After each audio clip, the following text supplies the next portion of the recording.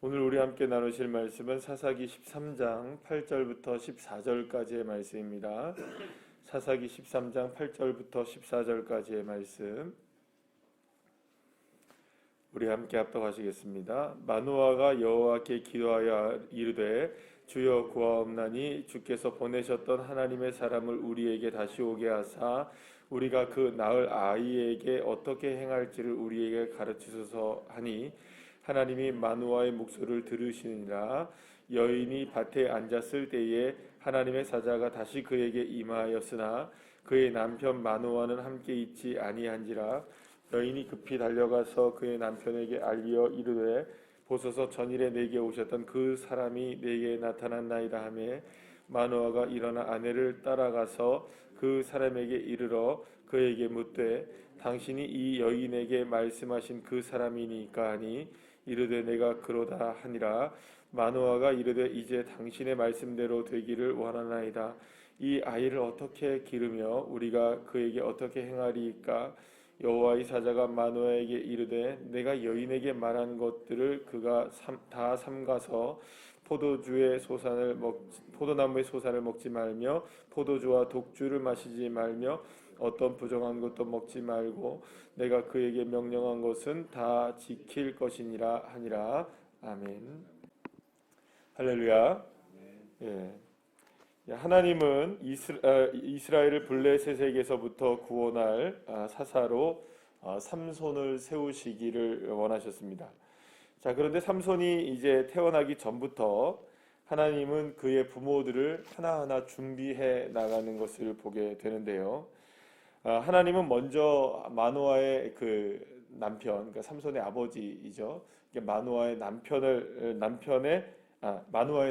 마노아의 아내를 만나게 되셨고, 그 다음에 이제는 마노아를 만나게 되는 장면이 오늘 본문을 통해서 보여지게 됩니다.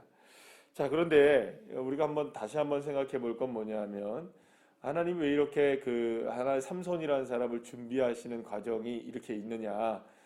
이렇게 아이를 낳지 못하는 가정에 하나님이 왜 이렇게 아이를 낳게 하시기 위해서 두 번이나 찾아가시느냐라는 것을 생각해 볼 때, 자, 아이를 낳는다라는 것들은 어떤 그냥 우리가 성경상에서의 개념을 생각해 보면 성경상에서 개념을 생각하면 뭔가 이렇게 아이를 못 낳고 있다 이런 개념들은 성경에서의 개념은 어떤 개념이냐면 뭔가 약속이 이루어지는 과정 속에 있다는 것을 보게 됩니다.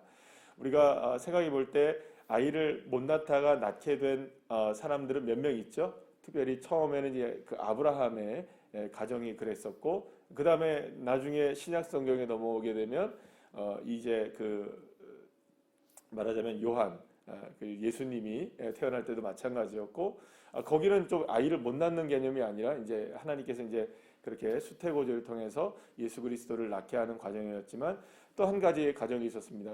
누구의 가정이 있었습니까? 세례 요한의 가정이 있었죠.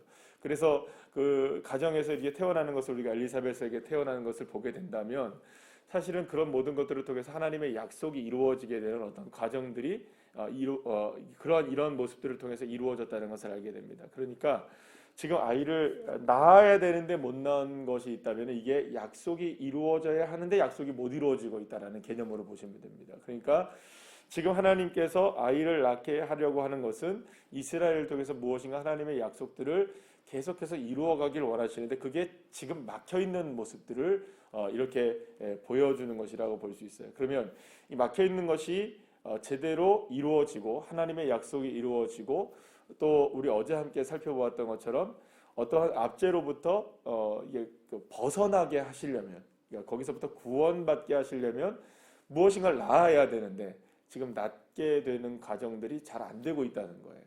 그런데 그 낳게 되는 과정들을 이렇게 말하자면 사실은 이제 사사기에서 유일하게 이런 모습들이 나오잖아요. 이런 모습들이 나온다는 것은 지금 그만큼 진통들이 있다는 겁니다. 그러니까 아이를 낳아야 되는데 아이를 낳지 못하는 이런 상황들을 통해서 하나님이 보여주시고자 원하시는 건 뭐냐면 이스라엘이 그만큼 뭔가 이렇게 꽉 막혀 있다는 거죠. 하나님의 약속이 이루어지고 하나님의 뜻이 이루어지고 구원의 역사가 이루어지려고 하는데도 불구하고 이러한 지금 하나님이 지금 사자를 몇 번이나 보내십니까? 두 번이나 보내시고 똑같은 얘기를 반복적으로 하고요. 그죠? 그리고 내일 우리가 이제 토요일 날 본문에 이제 나오는 거라 우리가 함께 새벽에는 함께 살펴보지 못하겠지만 그 내용들은 어떤 내용들입니까? 그래서 이제 하나님의 사자에게 막 이렇게 막 음식을 제공하려니까 나한테 하지 말고 하나님께 번제를 드려라 뭐 이런 식으로 얘기를 하고 또 거기서 뭐 또 당신의 이름은 뭡니까? 그렇게 이제 기묘자라 뭐 이런 얘기를 하면서 여러 가지를 이제 얘기하는 것들이 나오게 되는데 그런 모습들을 통하여서 결국에는 지금 누가 준비가 안 돼 있는 상황이 계속 보여지는 겁니까? 약속이 이루어져야 하는데 약속을 이루어야 될 대상들인 이 그 삼손의 부모님이 그러니까 엄마 아빠죠. 엄마 아빠가 아직까지 준비가 되지 않아 있는 그런 모습들이 계속 이게 보여지고 있는 겁니다. 하나님의 사자를 제대로 알아보지 못하고 하나님의 사자의 이름을 자꾸 묻는다든지 지금 누구에게 예배를 드려야 될지 어떻게 대접해야 될지 이걸 또 알지도 못하고 특별히 오늘 우리가 함께 살펴볼 건 뭐냐면 이미 오늘 나중에 이제 하나님의 사자가 나타나서 똑같은 얘기를 누구에게 반복합니까? 그러니까 마노아의 아내에게 했던 이야기를 또 누구에게 말합니까? 그 마노아에게 이야기를 하죠. 자, 그러면 여러분들 여기서 똑같은 장면들이 똑같은 얘기를 두 번을 반복했다라는 것은 어떤 의미가 있을까요? 그러니까 말귀를 제대로 잘 알아듣지 못했다는 거죠. 그러니까 여기서 오늘 본문에서 이렇게 보게 되면 11절 말씀에 보면 마노아가 일어나 아내를 따라가서 그 사람에게 이르러 그에게 묻되 이렇게 얘기해요. 당신입니까? 12절 말씀에 어떻게 해야 됩니까? 이렇게 가르쳐 달라고 얘기하니까 13절에 여호와의 사자 하나님의 사자가 마노아에게 뭐라고 얘기합니까? 내가 여인에게 말한 것들을 하면 된다. 이렇게 얘기하죠. 그러니까 그러니까 이 말은 어떤 의미가 있습니까? 물론 그 14절 말씀에서 동일한 이야기를 한 번 더 해주긴 하시지만 너 아내한테 안 들었냐라는 거예요. 그죠? 이해가 되십니까? 그러니까 너 아내한테 들었을 거 아니야. 너 아내한테 들은 그거를 하면 되지. 이렇게 얘기를 하는 거예요. 그러니까 지금 마노아도 그렇고 마노아의 아내도 그렇고 지금 정신이 있습니까? 없습니까? 이게 지금 여호와의 사자를 만나는데 무슨 얘기를 하긴 했는데 도대체 무슨 얘기를 했는지를 기억을 못하는 거예요. 혹은 둘 중에 하나겠죠. 기억을 못하거나 한번 다시 확인하려고 하거나 뭐 이랬든 저랬든 간에 지금 하나님의 말씀을 온전하게 깨달은 겁니까? 못 깨달은 겁니까? 못 깨달은 모습이에요. 그러니까 그걸 기억하지도 못해요. 그러니까 사실은 이런 모습들을 통해서 우리가 지금 알아야 될 건 뭐냐 하면 이런 모습을 왜 보여주시느냐. 그러니까 그런 거죠. 이 모습을 왜 우리에게 굳이 이렇게 설명해 주시는 작업들을 하느냐. 결국에는 지금 이스라엘이 지금 영적인 문제들은 뭐냐. 결국에는 지금 하나님을 제대로 알지도 못하고 하나님의 말씀을 깨닫지도 못하고 하나님이 누구이신지도 지금 제대로 잘 모르는 거예요. 근데 물론 그렇다고 해서 지금 전혀 하나님을 모르느냐 그런 거는 아니죠. 왜냐하면 마노아가 누구에게 기도합니까? 하나님께 기도를 합니다. 그러니까 기도를 하는데 다시 좀 만나게 해달라고 기도를 해요. 그러니까 지금 아내가 지금 만나고 왔는데 지금 이게 아내가 지금 얘기하는 거를 도대체 알아들 수가 없는 겁니다. 그러니까 아내가 지금 정신없이 얘기한다고 생각한 거죠. 그러니까 우리 아이를 못 낳는데 왜 자꾸 아이를 낳는다고 하느냐. 아니 누가 찾아와서 얘기를 했다. 그 사람이 누구냐 나도 모르겠어. 무슨 얘기하는데 뭐 이상한 얘기를 해. 뭐 이런 식으로 얘기가 됐겠죠. 그죠? 그러니까 다시 한 번만 만나주세요. 저를. 친절하시게 하나님께서 나타나셔서 만나주시고 또 모르는 이 마노아를 다시금 깨우쳐 주셔서 이렇게 해야 된다라고 이야기를 해주시는 하나님. 그러니까 지금 하나님은 굉장히 인내하시고 친절하시면서도 하나님의 약속을 지금 주도적으로 이뤄가는 분은 누구십니까? 누구를 통해서 이루긴 하시지만 전혀 준비가 되어 있지 않은 마노아의 가정 속에 하나님은 계속해서 하나님의 약속을 이루어 가시기를 원하시고 계시는 거죠. 그러니까 우리가 이 사사기를 이렇게 쭉 보게 되면 여러 가지 키워드가 있다고 말씀드렸죠. 한 끗 차이도 있다고 말씀드리고 그럼에도 불구하고를 말씀을 드렸고 여러 가지를 이제 말씀을 드리는데 그 중에서 오늘의 장면은 뭡니까? 지금 준비가 되어 있습니까? 안 되어 있습니까? 전혀 안 되어 있는 모습이죠. 그러나 그럼에도 불구하고 하나님은 이 일을 계속해서 인내하시며 어떻게 하십니까? 이루어 가시는 하나님이시죠. 그럼 마노아가 지금 준비돼서 이 일이 일어납니까? 아니죠. 전적으로 누구의 은혜입니까? 하나님의 은혜이죠. 그러니까 어떻게 보면은 지금 마노아의 가정이 선택받을 이유가 아무것도 없는 겁니다. 그러니까 사실은 어떻게 보면 마노아의 가정은 선택받을 수 있는 입장들이 아닙니다. 그러니까 어떻게 보면 그렇죠. 아이를 낳을 수 없는 가정에 하나님의 말씀을 제대로 깨닫지도 못하고 또 하나님도 제대로 알아보지 못하고 기억하지도 못하는 이러한 총체적 난국에 있는 이러한 가정 속에 하나님이 굳이 그들을 택하실 이유는 없으시잖아요. 근데 왜 그들을 택하시겠습니까? 우리가 왜 그들을 택할까요? 하나님이. 우리가 기도원을 통해서 우리가 생각해 봤던 건 뭡니까? 만약에 하나님이 13만 5천 명의 미디안 대군을 이기게 하시는데 거기에 3만 명이라는 사람들이 3만 2천 명이라는 사람들이 필요했다라고 하면 하나님이 그렇게 하셨을 거예요. 그죠? 근데 그들이 필요하지 않으니까 하나님이 어떻게 하신 겁니까? 줄여서 300명을 남겨놓으시죠. 그 이유에 대해서 하나님이 뭐라고 말씀하십니까? 내가 이 전쟁에서 승리했을 때 이거를 사람들의 능력이라고 얘기하고 사람들이 했다라고 사람들이 영광을 받을까봐 이 영광은 누구만 돌려받아야 되는데 하나님만 영광을 받아야 되고 하나님만 높여줘야 되고 하나님이 하신 전쟁이 돼야 되는데 사람이 한 전쟁이 될까봐 내가 300명만 남겨놨다 이렇게 얘기하시잖아요. 그죠? 그러면 결국에는 하나님이 기드온에게 원하셨던 거는 결국에 모든 전쟁이 있어 승리하고 돌아왔을 때나 아니면 모든 전쟁이 진행될 때나 다 누가 하는 전쟁이 되어야 됩니까? 하나님이 하시는 전쟁이 돼요. 근데 마지막에 돌아왔을 때 어떤 모습이 나옵니까?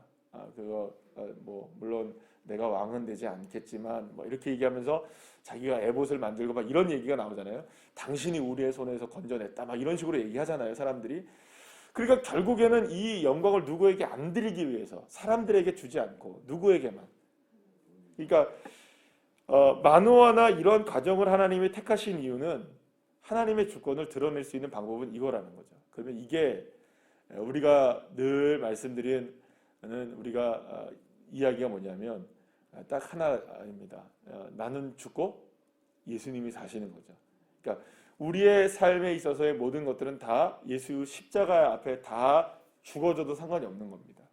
왜냐하면 주님이 사시면 되니까. 그러니까 결국에는 우리의 자아와 우리의 모든 모습들과 우리의 것들을 하나님이 사용하시되 우리에게 있는 가능성들을 사용하시는 것이 아니라 주님의 가능성이 우리에게 나타나는 건 줄 여러분들 믿으셔야 하는 것입니다. 그러니까 어떻게 보면 우리는 생각할 때가 이런 때가 있죠. 하나님이 내가 이런 능력들이 있고 이런 것들을 가지고 있으니까 주님 나를 사용하실 거야. 물론 그거 사용하시죠. 하나님이. 왜 안 사용하시겠습니까? 그러나 우리가 그렇게 생각해서 출발점을 잡으면 안 되는 겁니다. 나는 모든 것들에 부족하고 연약하나 주님이 나를 사용해 주시는 것이죠. 그 주권이 누구에게 있는 겁니까? 하나님께 있다는 것이죠. 그러니까 결국에는 이 마노아의 가정에 쓰임받을 수 있는 이유는 누구에게 있는 겁니까? 마노아에게 있는 게 아니라, 그죠? 삼손이 태어날 수 있게 된 것도 마노아에게 어떤 능력이 있는 것도 아니고 아내에게 어떤 능력이 있는 것도 아니고 어떤 탁월한 어떤 능력이 있어서 이들을 하나님이 택하신 것이 아니라 아무 가능성이 없기 때문에 사실은 이 가정을 택하시는 겁니다. 그럼 여러분 보시죠. 오늘 이 말씀을 통해서 우리가 함께 마지막으로 함께 깨달아야 될 것 딱 하나입니다. 우리에게는 가능성이 없어도 주님은 하십니다. 그러니까 우리에게는 능력이 없어도 주님은 역사하시죠. 그러니까 오히려 누구의 능력이 없는 게 낫습니까? 누구에게 가능성이 없는 게 하나님의 역사가 일어날 가능성이 더 많은 겁니까? 그냥 내 능력이 없는 게 내게 어떤 힘이 없는 것이 주님의 역사가 일어날 수 있는 가장 놀라운 은혜가 되는 것입니다. 그러니까 결국에는 저와 여러분이 평생 동안 싸워야 될 믿음의 싸움은 어떤 싸움일까요? 우리가 기도하면서 늘 언제나 말씀을 읽으며 주님 앞에 우리가 기도하는 건 뭡니까? 하나님, 나는 할 수 없지만 주님은 하십니다. 이거는 내가 진짜 무슨 어떤 능력이 없어서 어떤 아무것도 할 수 없어서 아무것도 할 수 없다는 게 아닙니다. 우리 할 수 있는 능력이 있어도 우리의 능력들은 할 수 없음을 고백해야 되는 거죠. 그래야 누가 하시는 겁니까? 하나님이 하십니다. 내 힘으로 무엇인가 할 수 있어요. 여러분들 할 수 있죠. 아니 못하십니까? 할 수 있단 말이에요. 어떤 것이든지 여러분들 우리의 능력으로 할 수 있어도 우리의 고백과 믿음은 뭐여야 됩니까? 그것으로 하는 게 아니라 누가 하시느냐? 하나님이 하셔야 됩니다. 내가 아무리 억만금을 갖고 있다 할지라도 내가 아무리 삼손과 같은 능력이 있다 할지라도요. 그렇잖아요. 삼손은 얼마나 놀라운 능력을 갖고 있습니까? 나중에도 우리가 함께 보시겠지만 삼손은 정말 놀라운 사람입니다. 성경에서 이런 사람 보셨습니까? 아직 안 보셨지만 삼손을 아시잖아요. 삼손을 아시니까 생각해보면 삼손 같은 사람 있습니까? 없습니까? 없습니다. 찾아볼 수가 없습니다. 삼손 같은 사람을. 삼손 같은 용사를 찾아볼 수가 없어요. 여러분 다윗도 용사라고 하지만 다윗이 언제 여러분들 낙이 탁 뼈가지고 사자 죽인 적 봤습니까? 그렇게 막 툭툭툭툭 칠 때마다 이렇게 사람들 이렇게 막 떨어져 나가는 거 보셨습니까, 여러분? 블레셋 사람들 그렇게 죽이잖아요, 그죠? 한 무더기 만들어내고 한 무더기 만들어내고 그런 사람은 없거든요.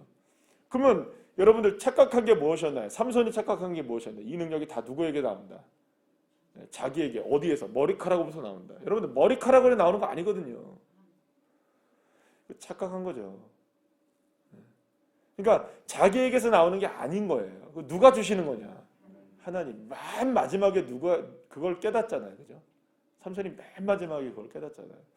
그러니까 결국에는 우리가 할 수 있는 능력이 있어도 하나님 이건 내가 하는 게 아닙니다. 주님이 하셔야 합니다. 이 고백은 우리의 평생의 고백이 되어야 되는 것이죠. 오늘 이 새벽에 저와 여러분이 하나님의 뜻 앞에서 하나님의 이끄심 앞에서 겸손하게 나는 할 수 없습니다. 그러나 주님은 하십니다. 믿음의 고백으로 언제나 승리하시고 하나님의 뜻을 이루어가는 믿음의 종들 한 분 한 분들 다 되시기를 간절히 축복합니다. 기도하시겠습니다.